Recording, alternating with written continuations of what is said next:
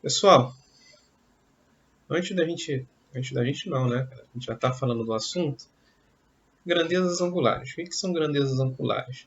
Pessoal, na cinemática escalar, angular, todas elas nós relacionamos grandezas. Tá? Nas lineares, nós estudamos as grandezas lineares, que é o metro, metro por segundo, velocidade. Nas angulares, nós vamos relacionar essas grandezas angulares. O que vem a ser essa grandeza angular? Né? A gente tem duas, o grau e o radiano. O radiano ele é o seguinte, 1 π radiano ele vai equivaler a 180 graus, ou seja, meia volta numa circunferência. Quando eu der uma volta completa nessa circunferência, a minha grandeza vai ser 2 π radianos, ou seja, então 2 π radianos equivale a 360 graus. Tá? E esse aqui, ó, o Rzinho está simbolizando meu raio, esse L é o meu comprimento, e esse θ aqui é o meu ângulo. Esse ângulo ele vai ser representado ou em graus ou em radianos. Tá? Então, guarda essa relação aqui que isso aqui vai valer ouro para a gente. A posição angular ela vai ser o seguinte. O que é a posição? É o posicionamento. Então, esse comprimentozinho aqui, ó, esse arcozinho que eu estou escrevendo aqui para vocês, é o meu posicionamento, é o meu deslocamento. Só que como eu estou num arco de circunferência, eu vou falar que esse aqui é o meu deslocamento angular.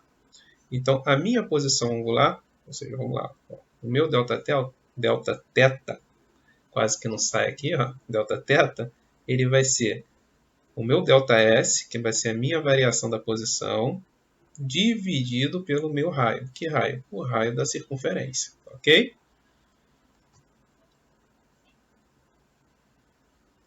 Vamos lá. Vamos seguindo aí nosso próximo slide. Aqui, ó. A velocidade angular. Tá? Deixa eu sair da frente aqui para vocês conseguirem visualizar melhor. A velocidade angular ela vai ser o quê? Ela vai ser representada por essa letra aqui do alfabeto grego, que é o ômega.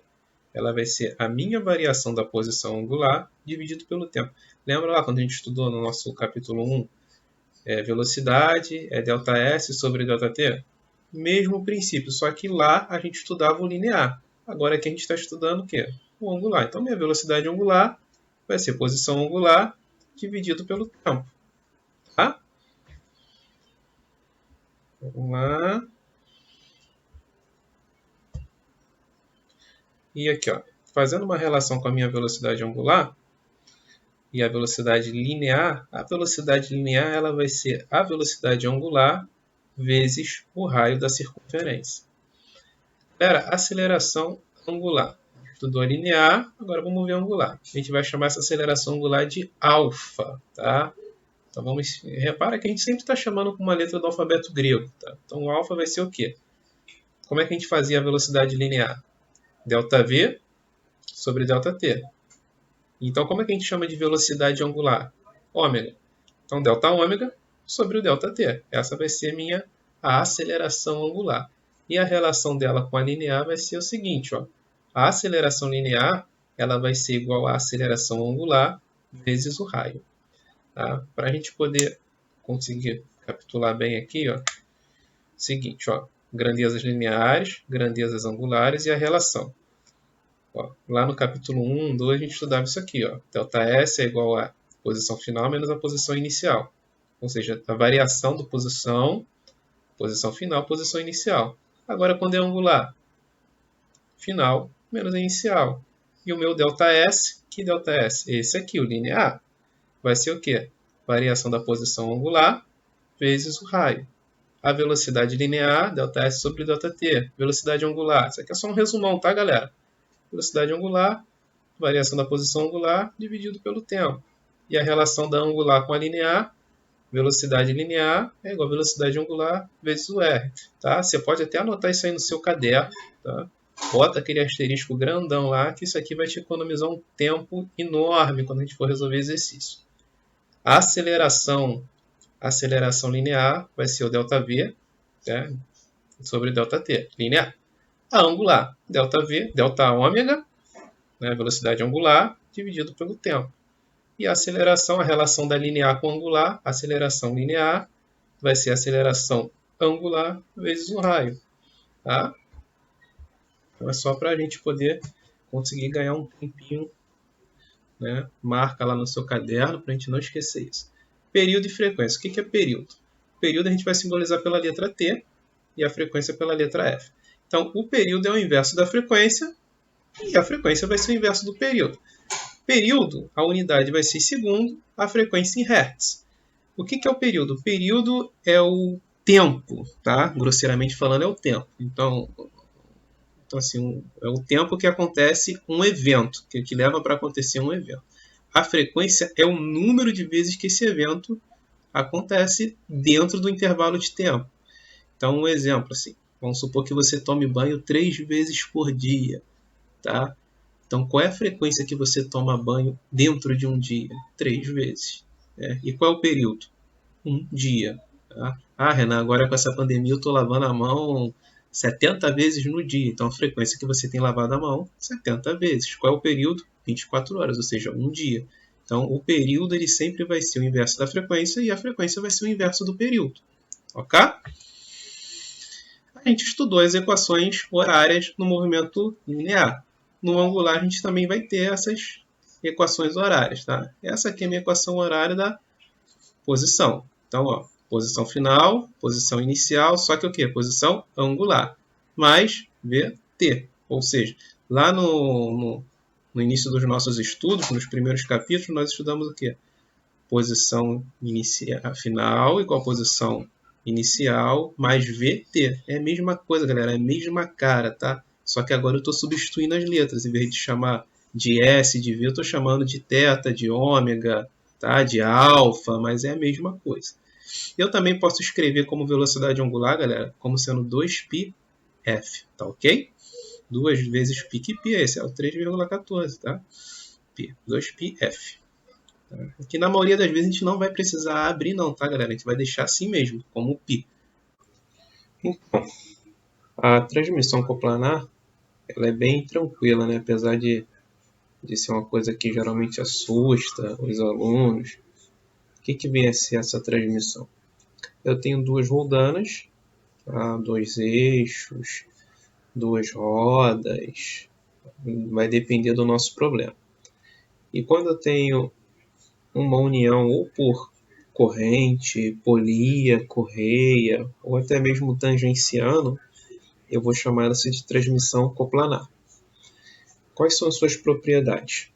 Na transmissão coplanar, a minha velocidade tangencial, tanto para polia maior quanto para menor, elas vão ser a mesma. E eu também tenho essa relação, que a frequência da primeira vezes o raio da primeira vai ser igual à frequência da segunda vezes o raio da segunda.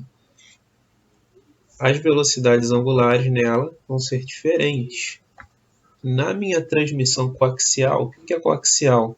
Quando eu tenho um eixo único. Então aqui ó, eu tenho uma roda maior que eu chamei de roda A e eu tenho uma roda menor B.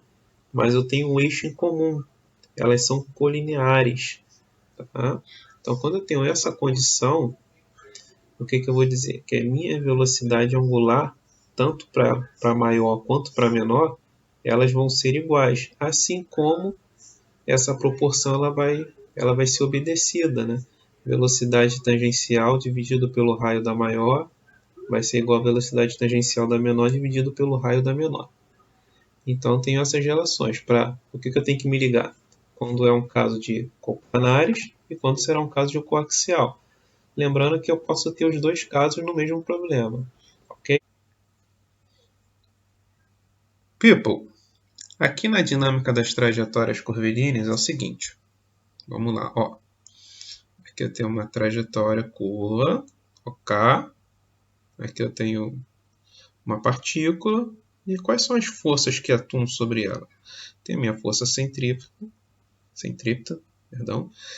Ela está sempre apontando aqui em direção ao centro do raio da trajetória. Tem aqui a força tangencial e tem a minha resultante.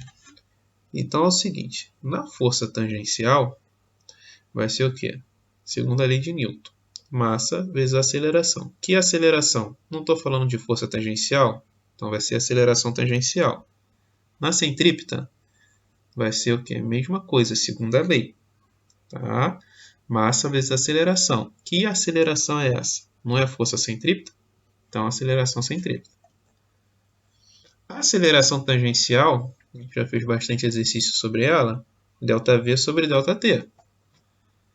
Então, minha força tangencial vai ser o quê? Massa vezes ΔV sobre ΔT. Só abrindo para vocês aqui. Aqui já fica mais sofisticado, porque aqui já entra com novidades para a gente. Isso aqui a gente já está cansado de ver, tá? Agora aqui é o seguinte, a aceleração centrípeta vai ser velocidade ao quadrado dividido pelo raio. Jogando esse cara aqui dentro, vai ser o quê? Força centrípeta, massa, vezes aceleração centrípeta, que é o quê? V ao quadrado sobre o raio. Ok? Isso aqui também, ó, a gente está vendo agora é novo. Tá? A velocidade escalar, que é a velocidade angular, vezes o raio. Então, isso aqui pode ser escrito dessa maneira também, essa força centrípeta, como sendo massa vezes velocidade ao quadrado. Só que o que é velocidade ao quadrado? É ômega r ao quadrado. Então, ômega r ao quadrado. Só que quando eu elevo esse cara ao quadrado aqui eu vou estar dividindo por r. Então, corta, sobra só o r. Então, a minha força centrípeta ela também pode ser escrita dessa maneira, como sendo massa, velocidade angular ao quadrado, vezes o raio. Galera, forte abraço para vocês, até nosso próximo encontro.